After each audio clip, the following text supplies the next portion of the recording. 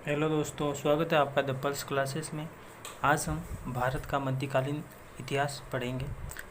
तो भारत का जो मध्यकालीन इतिहास है वह भारत में चौहान वंश से प्रारंभ होता है, यानी कि दिल्ली सल्तनत पर पृथ्वीराज चौहान का शासन था। उनके पश्चात पृथ्वीराज चौहान को मोहम्मद गोरी द्वारा हराया जाता है और बाद में गुलाम वंश की स्थापना होती है।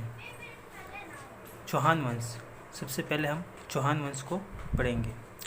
चौहान वंश की स्थापना वासुदेव द्वारा 551 ईस्वी में सपादलक्ष के क्षेत्र में की गई थी। वासुदेव को ही चौहानों का आदि पुरुष भी कहा जाता है। सांबर झील का बिजोलिया शिलालेख चौहान वंश की स्थापना के संबंध में जानकारी देता है, यानी कि जो चौहान वंश का आदि पुरुष है वह वासुदेव को माना जाता है। जो जिस वंश की स्थापना करता है उसे ही उस वंश का आदि पुरुष माना जाता है। इसलिए चौहान वंश की स्थापना जो वासुदेव ने 551 ईस्वी में की। चौहान वंश के प्रमुख राजाओं की सूची निम्नवत है। वासुदेव, इन्होंने 551 में चौहान वंश की स्थापना की। राजा अजयराज, इन 1105 से 1133 ईस्वी तक इन्होंने शासन किया। इन्होंने ही 1113 ईस्वी में अजमेर नगर की स्थापना की। सोमदेव विग्रहराज चतुर्थ 1158 से 1164 के मध्य शासनकाल में रहे। इनको बिसल देव के नाम से भी संबोधित किया जाता है। इनके काल को चौहान वंश का स्वर्णिम काल भी कहा जाता है, यानी कि चौहान वंश का जो स्वर्णिम काल है वह सोमदेव यानी कि विग्रहराज चतुर्थ के काल को माना जाता है। इन्होंने अपने राज्य का विस्तार दिल्ली तक किया। इन्होंने अजमेर में एक विस्तृत विद्यालय का निर्माण कराया था, जिसे कुतुबुद्दीन ऐबक ने तोड़कर 2.5 दिन का चौपड़ा बनवा दिया। पृथ्वीराज चौहान तृतीय, अब आते हैं पृथ्वीराज चौहान तृतीय, जिनका शासनकाल 1178 से 1192 तक रहता है। इनका जन्म अजमेर राज्य के राजा सोमेश्वर के यहाँ हुआ था। इनकी माता का नाम कर्पूर देवी था। पृथ्वीराज चौहान की कुल 12 पत्नियां थीं, जिनमें से संयोगिता प्रसिद्धतम हैं। संयोगिता कन्नौज साम्राज्य के राजा जयचंद्र की पुत्री थी। तराइन का प्रथम युद्ध 1191 में पृथ्वीराज चौहान और मोहम्मद गोरी के मध्य हुआ था। इस युद्ध में मोहम्मद गोरी की बुरी तरह हार हुई थी, यानी कि तराइन का जो प्रथम युद्ध है वो 1191 में हुआ, जिसमें पृथ्वीराज चौहान ने मोहम्मद गोरी को हराया था। मोहम्मद गोरी का असली नाम मोहम्मद बिन शाम था तथा इसका भारत पर आक्रमण करने का प्रमुख उद्देश्य एक मुस्लिम राष्ट्र स्थापित करना था। ये अफगानिस्तान के गोलम दर्रे से होता हुआ भारत आया था, यानी कि जो गोलम दर्रा है जो अफगानिस्तान में है, उसी दर्रे से होकर मोहम्मद गोरी भारत में प्रवेश करता है। गोलम दर्रा वर्तमान में अफगानिस्तान व पाकिस्तान के मध्य से गुजरने वाली डूरंड रेखा पर स्थित है। अफगानिस्तान को पहले गोर कहा जाता था, इसलिए मोहम्मद बिन शाम गोरी कहा जाने लगा, जो कालांतर में गोरी बन गया। गोलम दर्रे से जाते हुए पहले इसने मुल्तान फिर कच्छ पर विजय प्राप्त की। तराइन का दूसरा युद्ध 1192 ईस्वी में हुआ था, जिसमें मोहम्मद गोरी ने पृथ्वीराज चौहान को बुरी तरह से पराजित किया तथा पृथ्वीराज की मृत्यु हो गई। चंद्रबरदाई पृथ्वीराज चौहान के राजकवि थे। इनकी प्रसिद्ध रचना पृथ्वीराज रासो है, जिसके अनुसार तराइन के दूसरे युद्ध के बाद बंदी पृथ्वीराज चौहान ने मोहम्मद गोरी को मार दिया था, परंतु इसका कोई भी अन्य ऐतिहासिक तथ्य उपलब्ध नहीं है, अतः ये मात्र एक कल्पना लगती हैं। पृथ्वीराज रासो में इस निम्न पंक्तियों के माध्यम से इस घटना को दर्शाया गया है, जिसमें चंद्रबरदाई लिखते हैं, कहते हैं वे पृथ्वीराज चौहान को संबोधित करते हुए कहते हैं कि 4 बांस 24 गज अंगुल अष्ट प्रमाण ता ऊपर सुल्तान है, मत चूके चौहान। मोहम्मद गोरी ने एक शक्तिशाली कन्नौज राजपूत शासक जयचंद को 1194 ईस्वी को छंदावर के युद्ध में पराजित किया। यानी कि जो जयचंद गढ़वाल है, इनको मोहम्मद गोरी ने 1194 में छंदावर के युद्ध में पराजित किया। जयचंद ये वही जयचंद है जिनकी पुत्री का नाम संयोगिता जो पृथ्वीराज चौहान की प्रेमिका थी। झेलम नदी के किनारे मोहम्मद गोरी को खोखर नामक जाट कबीले के लोगों ने अपने ऊपर 1205 ईस्वी में हुई हमलों का बदला लेने के लिए 1206 में मार डाला। मोहम्मद गोरी की मृत्यु के बाद उसकी कोई संतान न होने के कारण उसके गुलाम कुतुबुद्दीन ऐबक ने अपना राज्य स्थापित किया, जिसे मामलुक या गुलाम वंश के नाम से जाना जाता है। यानी कि पृथ्वीराज चौहान की मृत्यु के पश्चात दिल्ली में जो शासन है वे गुलाम वंश स्थापित कर देते हैं, यानी कि गुलाम वंश का शासन स्थापित हो जाता है।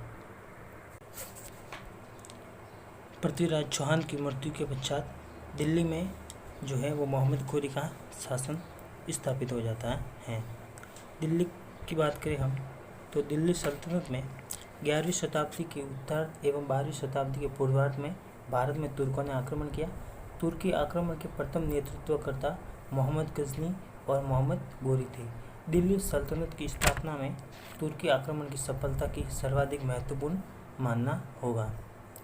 देखा जाए तो दिल्ली सल्तनत का 1206 ईस्वी से प्रारंभ होता है, लेकिन उससे पहले महमूद गजनी और मोहम्मद गोरी के बारे में पढ़ना जरूरी है।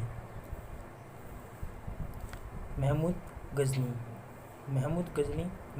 गजनवी यमनी वंश का तुर्क सरदार गजनी के शासक सुबुक्तगीन का पुत्र था। महमूद ने सिंहासन पर बैठते ही हिंदू शाहियों के विरुद्ध अभियान छेड़ दिया। महमूद गजनवी के आक्रमण। महमूद गजनी ने पहला आक्रमण हिंदू शाही राजा जयपाल के विरुद्ध सन 1001 में किया। इस युद्ध में जयपाल की हार हुई। दूसरा है कि वहीद पेशावर के निकट में महमूद और आनंदपाल के बीच 1008 से 1009 ईस्वी में युद्ध हुआ। इसके बाद महमूद ने मुल्तान में आक्रमण किया। इसके बाद आक्रमणों में उसने लाहौर, नागरकोट और थानेश्वर तक के विशाल भूभाग में खूब मार काट की और बौद्ध और हिंदुओं को जबरदस्ती इस्लाम अपनाने पर मजबूर किया। महमूद गजनवी ने भारत पर 17 बार आक्रमण किए। मथुरा पर उसका 9वां आक्रमण था। उसका सबसे बड़ा आक्रमण 1026 ईस्वी में काठियावाड़ के सोमनाथ मंदिर पर था। देश की पश्चिमी सीमा पर प्राचीन कुशस्थली और वर्तमान सौराष्ट्र गुजरात के काठियावाड़ में सागर तट पर सोमनाथ महादेव का प्राचीन मंदिर है।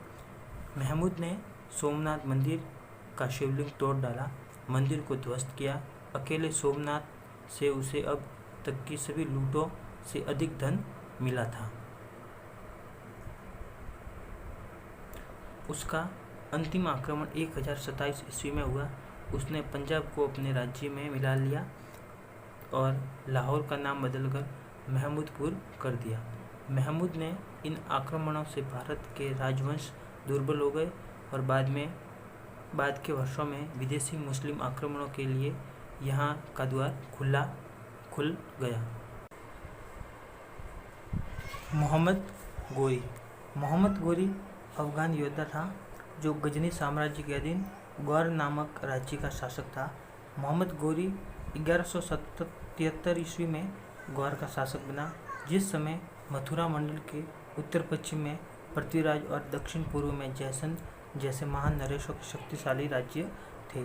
उस समय भारत के पश्चिम उत्तर के सीमांत पर शहाबुद्दीन मोहम्मद गोरी 1173 ईस्वी में ईस्वी से 1206 ईस्वी नामक एक मुसलमान सरदार ने मोहम्मद गजनवी के वंशजों से राज्याधिकार छीन कर एक नए इस्लामी राज्य की स्थापना की।